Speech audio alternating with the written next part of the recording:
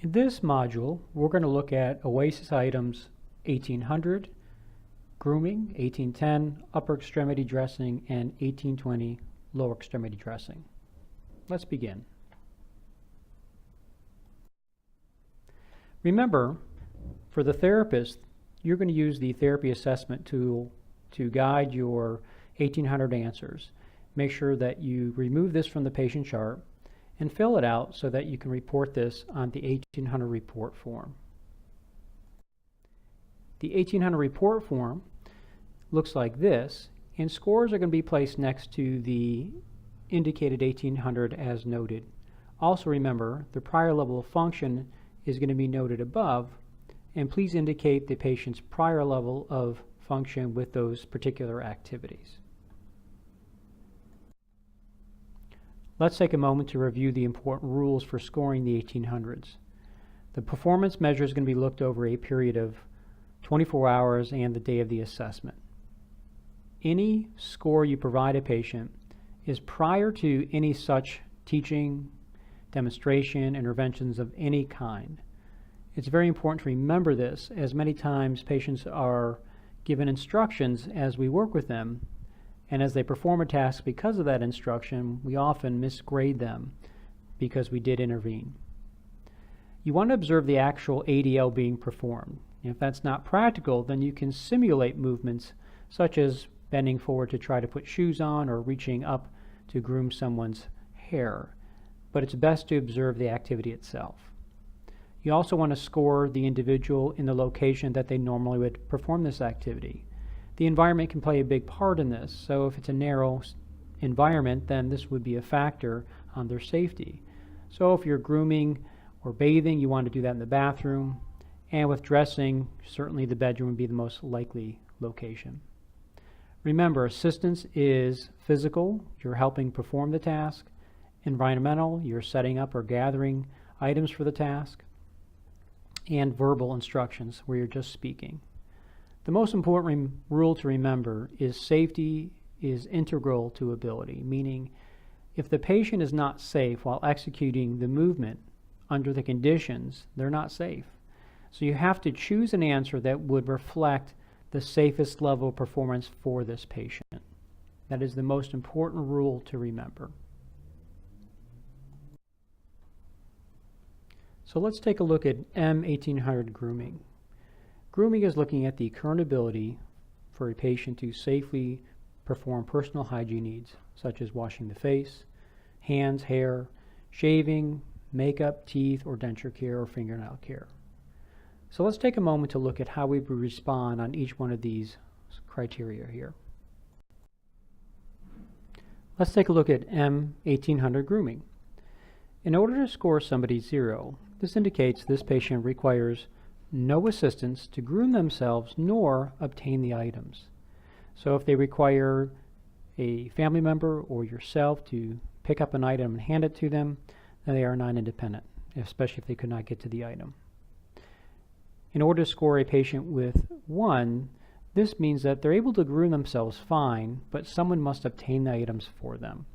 So often in these environments, such as the bathrooms, they could be very narrow spaces. The drawers or cabinets may be low. The medicine cabinet may be in an awkward position. So it's very important you assess the patient in these locations in order to get a good idea of how they can safely obtain these items. So in order to score a patient with 1, this means they can safely groom, but they cannot obtain the items safely. In response 2, this indicates they need some form of intermittent help in the form of hands-on assistance, supervision, maybe verbal cues for sequencing, reminders. Anything of one of those or combination together means that they can do it but need some help in order to perform it safely. The choice of 3 indicates this patient requires the complete dependency upon someone to perform these tasks, which could be due to some type of surgical restriction that they cannot maintain or for their safety overall. So again, when you're looking at the differences between response 2 and 3, you have to look at the safety aspect and determine whether the patient is safe with enough intermittent help or really should have somebody at all times perform the assistance for them. Safety is integral to ability. Keep in mind that the ability may change over the 24-hour period of time, and sometimes the patients will perform poorer at certain times of day than other times. We want to make sure we capture the patient's lowest level of function, and so sometimes there's variability between the start of care clinician's assessment and a follow-up assessment by a therapist, and care coordination is very important at this point. Also, you have to consider the position that the patient is in normally performing this task, such as sitting or standing, which can make a big difference on how this item would be scored. The frequency of the activities are necessary to take into consideration. So if a patient's washing their hands and face more frequently, however, are not doing the fingernails that often, the majority rule should apply, and you would consider to look towards those activities that are required most of the time. And certainly, if you're seeing issues in M1800 grooming, consultation with a physical therapist and occupational therapist would be important to improve the outcome.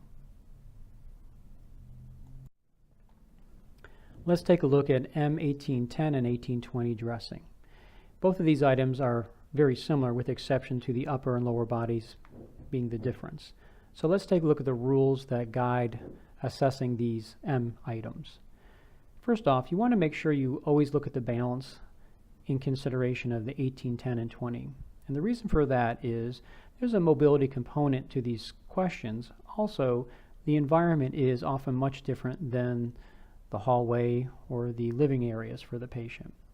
They often have to bend down to open dresser drawers. The drawers may be stiff, or they may have to reach above the head to gather items as well. So all of these components can impair someone's safety with regards to dressing. Clothing is going to be defined as what the patient routinely wears. So if you're assessing the patient and they're wearing an item just temporarily, you're not assessing the application of that item, but you're assessing the items that they would normally wear. So if it's a button-down shirt, that's what you want to make sure that you assess, not a piece of pajamas that they may be wearing. You want to make sure that you look at the general appearance of the patient and how their items and clothing are placed on them. Are they placed on appropriately? You want to make sure you ask them to open or remove the items. You can also use screenings such as reaching down to touch the feet or reaching above head to get a general idea of mobility as well, if watching them dress is a difficult situation at the time. Remember that ambulation is part of this score, so if someone has difficulty or is unsafe with ambulating on 1860, there is no way they could score independent on these measures. They would at least have to score a 1 where somebody must retrieve the items for them because they are unsafe. You must assess the items that they would normally gather from their normal locations. So if they've been temporarily moved to another location, you want to consider the location they would normally retrieve these items from. Let's take a look at M1810, upper extremity dressing. This is examining the current ability to dress the upper body safely with or without dressing aids, including undergarments, pullovers, opening shirts in the front, blouses, managing zippers, buttons, and snaps. It also does include any items such as a sling or a brace or corset that the patient has to apply. Let's take a look at each one of these grading criteria in a moment. In order to score somebody 0, this requires that the patient completely performs the retrieving of these items as well as applying these items to their body independently without any form of assistance at all. If they require even a verbal cue, they are not independent. To score somebody 1, this requires the patient to have somebody set up the items, meaning they're unable to retrieve them safely. This could be due to the environment, could be due to balance or unsafe gait, could be due to the location of the items themselves. So this item is strictly assessing their ability to get to these items as well as carry them to the location to apply them. If someone scores that their 1860 gait is unsafe and requires assistance, a patient cannot be scored 0, as this indicates the patient is able to safely retrieve them, and it is unlikely someone with a gait issue would be safe to ambulate to regather their items. In order to score 2 or 3, this requires the patient to have assistance to put the items on.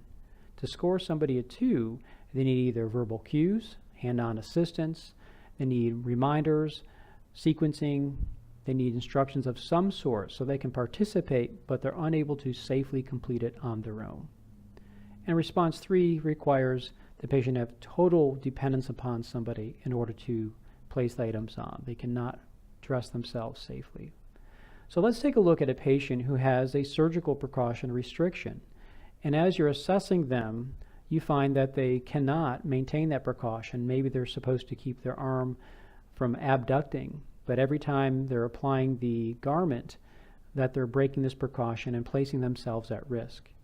You would have to determine whether, 2, they need intermittent supervision, and that's adequate to provide safety to perform the task, or even with that intermittent supervision, they are still breaking precautions. You may state that the safest level to apply these items would be someone to do it entirely for them.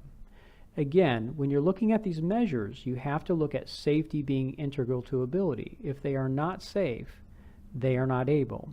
So keep this in mind when you're assessing all of these 1800s.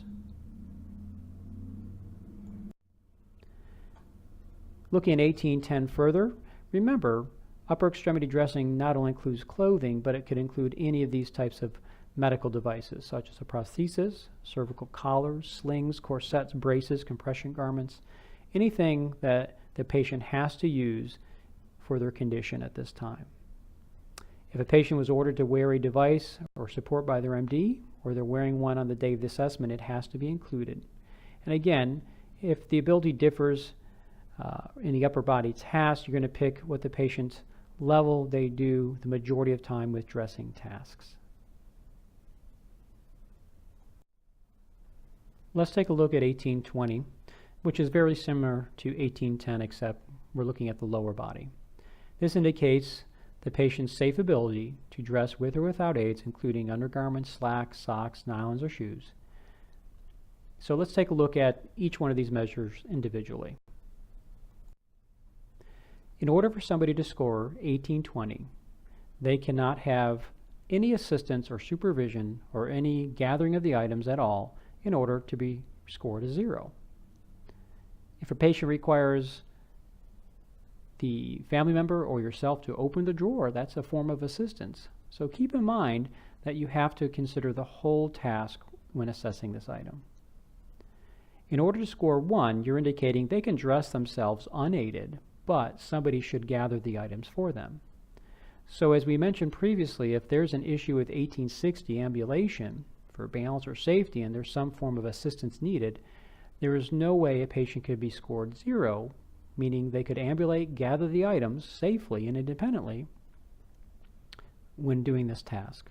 So these M1800 questions must correlate with one another.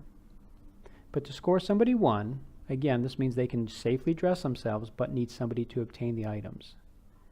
Response 2 indicates they need some form of intermittent help, which could be in the form of hands-on assistance, verbal cues, tactile cues, some sequencing instructions. Any one or combination of those can be part of that, but they're able to perform safely dressing with intermittent help. 3 differs in the fact that they should have somebody entirely dress them because they are unsafe otherwise.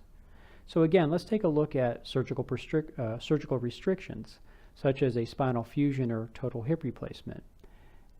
In spinal fusion cases, most patients are not able to bend forward. So how could they safely dress themselves in the lower body when they have this restriction? Same thing with total hip replacements. So if you're assessing this patient, and as you assess them, you determine that they continually break the precaution, they are placing themselves at risk due to that surgery, your recommendation may be that someone should entirely dress them completely in order for them to be safe. Keep in mind, this is not asking whether a patient has somebody that lives with them or not. That is irrelevant in this question. You're just discussing what is the safest condition to grade this patient that would keep them free from harm. Just like the upper extremity dressing, the lower body also includes prostheses, splints, braces, compression garments as well. You want to look at what the patient routinely wears, not what they're wearing necessarily on that day. And again, you want to consider fall risk with patients in this item because there is a balance component, certainly when bending forward to obtain the items or reaching above their head, and certainly with ambulation.